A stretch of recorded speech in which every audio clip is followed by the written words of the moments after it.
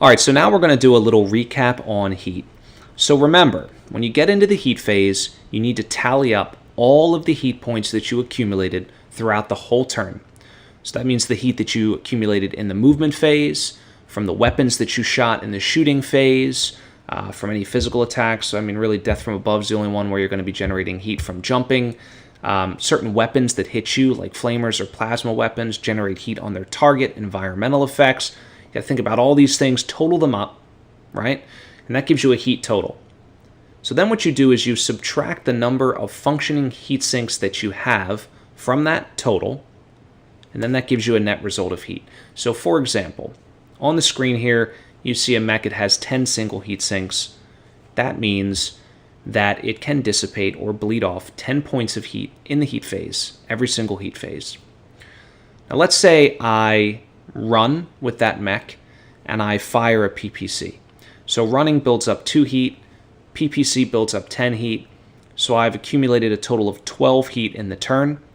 I subtract my 10 heat sinks from that 12, that leaves me with a net of positive 2, right? So that means I've gained 2 heat.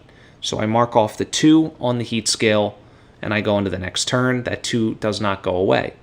Now if I continue that pattern of running and firing that PPC for a second and third and fourth turn, I would continue to build up 2 heat every single turn, right? So that means by the end of the fourth turn I would have 8 heat, for example. So let's say on the fifth turn I decide to run, but I don't fire my PPC. So what would happen is I have 8 heat to start on the heat scale.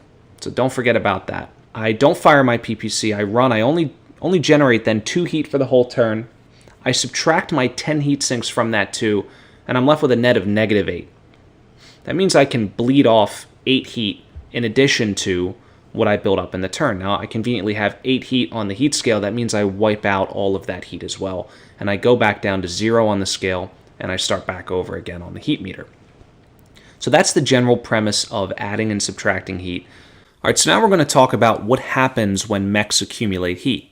So as mechs build up heat on the heat scale, they become penalized, they don't perform as well, they can actually explode, so there's lots of issues with building up heat. Now each level with an associated effect is marked with an asterisk on the heat scale so that you always know that when you hit that level, you should reference your heat data to determine what's happening with your mech. So the effects are grouped into movement modifiers, modifiers to fire, shutdowns, and ammunition explosions. The first group we're going to talk about is the movement point penalty. So it's important to note that first of all, these penalties to movement do not affect your jump MP. They only affect walking and running speed, no matter what the modifier is. Secondly, it's important to understand how you calculate your new run speed based on the penalty. So let's say, for example, my mech moves at a walk speed of 5 and a run speed of 8, and I take a -1 MP penalty from heat. My new calculated speed would be a walk of 4 and a run of 6. So what happened? Well, clearly 5 minus 1 is 4, that makes sense, but 8 minus 1 is 7. So how did I get the 6 for the run speed? Here's how. You always calculate your run based off your walk speed. It's your walk MP times 1.5, and you round up if there's a decimal. So I start with my walk MP of 5, I subtract it by 1, I get 4, I multiply that by 1.5, and I get my run speed of 6. So that's an important thing to note about these movement penalties. Next up is the modifiers to fire. So these can be the most impactful penalties in the game. They range anywhere from a +1 modifier all the way to a +4. Remember, a plus is a bad thing when it comes to shooting. So what happens here is when you need to calculate your gator, this gets factored into that. And even a +1 modifier to fire can actually, on average, impact your shot by about 10%, meaning you're about 10% more likely to miss. A +2 modifier to fire can actually cause you to miss more than 1 in 5 times. So these things are incredibly impactful, and I try to avoid them. If you don't believe me, check out our blog. There's some pretty in-depth analysis on the basically the statistics behind it. So these things are really brutal, and I try to actually keep my mechs running most definitely under 12 heat, because once you hit that +2 modifier to fire, you might as well just duck and hope your mech cools off. Now we're moving on to shutting down. So there are 4 nodes on the heat data where you can shut down. And the top one, which is 30, is the absolute maximum heat that the mech can have before it automatically shuts down. Any heat over 30 is going to go into that overflow bucket at the top of the heat scale. So the other points, though, at 14, 18, and 22, you can attempt to avoid the shutdown. So you roll 2d6, and you need to meet or beat the number. So for example, if you have 14 heat and you roll 2d6 and you get a 4 or anything higher than a 4, you're good to go, you don't shut down. However, if you roll under that target number, you shut down. And when you shut down, your mech is a sitting duck, it's immobile, you can get blasted pretty easily, so it's pretty bad. Now, it's important to note, for both shutdowns and ammo explosions, which we'll talk about in a second, it's possible that you could hit 2 different trigger points in one heat phase. So for example, let's say I'm at 13 heat, and after I subtract my heat sinks and everything else, I build up 10 heat. That means I would hit the 14, the 18, and the 22 points for the shutdown. I trigger all 3 of those, but I only would ever roll the highest one for that. So as far as shutdowns are concerned, I would roll 2d6. I would try to get an 8 or better to avoid a shutdown. If I make that, I'm good. If I miss it, again, I shut down. So that's basically how they work. So the last type of heat effect here are ammo explosions. There are 3 on the chart at 19, 23, and 28. And these are absolutely destructive for a couple of reasons. First of all, because ammo explosions start from the inside, they only hit your internal structure, so they can take a mech out of commission pretty quickly. And secondly, when you suffer an ammo explosion from heat, it always detonates the most destructive ammo bin, period. So you have to do a little bit of math and determine which one is going to inflict the most damage on your mech, and that's the one that is affected by an ammo explosion from heat. So it can be pretty devastating. It's very likely going to take the mech out of commission. And so same thing as shutting down. You have to make an avoid roll, and it'll say it right there on the heat data chart. If you hit multiple trigger points for ammo explosions in a single turn, so let's say you're at 18 heat, and you decide that you go through your turn, you build up 6 heat to get up to 24, and what would happen there is you would trigger both the 19 and the 23 ammo explosions. You would have to make just a single avoid roll at a 6+. All right, so when I'm playing BattleTech and I'm thinking about how to manage my mech's heat, there's a few tiers of heat that I would consider. So the first is at 4 heat. So you can get up to 4 heat and have literally no adverse effects on the mech. So you notice in the heat data chart, there's nothing below 4.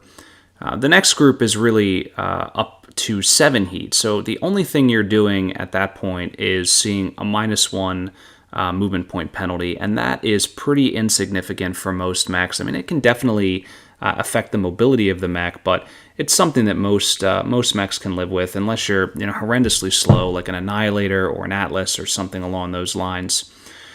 The next group of sort of heat modifiers would go up to 13 heat, and this is where I think the performance of the mech is noticeably impacted. But it's still something you could live with, right? But not something you really want to live with for very long. It's good for like a finishing alpha strike or a big hit before you can get back into cover and take a turn to cool off.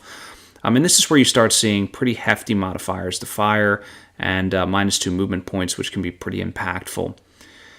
Beyond 13 heat is where, if your mech's up there, you're actively suicidal. I mean, I think even at 14 heat, where you have that first opportunity to shut down, is pretty scary, because everyone knows how easy it is, to pull a snake eyes or a 3 on 2d6. And so, this is where you start seeing the shutdowns come into play, -3 movement points, which even the fastest mechs become pretty much sitting ducks. You have a +3 modifier to fire, which is upwards of, on average, a 30% penalty to hit, which is gargantuan. And again, that's on average. And so beyond that really is where you start bringing ammo explosions into play at 19 heat and beyond. And so when that happens, really, if unless it's a full energy-based mech, Ammo explosions are, again, devastating. You're basically rolling the dice on insta-killing your mech, especially in a Succession Wars era. I would avoid unless I plan on just actively driving that mech into enemy fire and expecting it to die.